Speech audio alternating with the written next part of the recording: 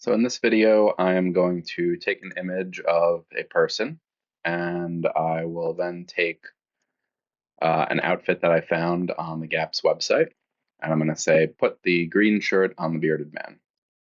And so we can see here, it did that. And then there was an error that happens sometimes, and I said, have it unbuttoned with the short underneath like the original photo with the green shirt. And so you can see here, it opened it up, just like this original shirt.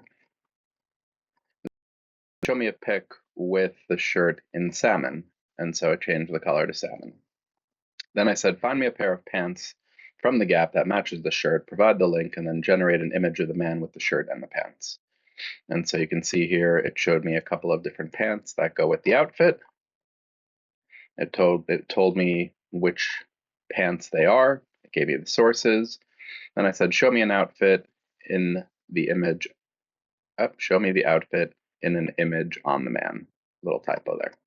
And so we can see the whole outfit, right? The salmon shirt, which originated as the green one, and then the black pants, which we found over here. I didn't say specifically which pants, so it just went with the black ones.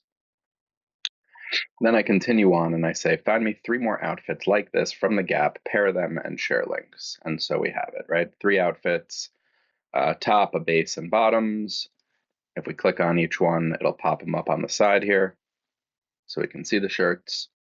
And it gave me 3 different outfits. I said, make an image of outfit 1, and you can see here, it did that, right? The top, the base, and the pants, and these match with these right here. So this is one way to use ChatGPT in retail. It wouldn't be difficult to make this into a custom GPT or actually code this out to have a tool that can pull the links, pull the images, create the images. This guy is slightly different than the original, but pretty close. So there could easily be an app or a GPT where you can upload a photo of yourself. It stays there, and then you could ask it to find different outfits, put those different outfits on, show what you'd look like wearing those outfits.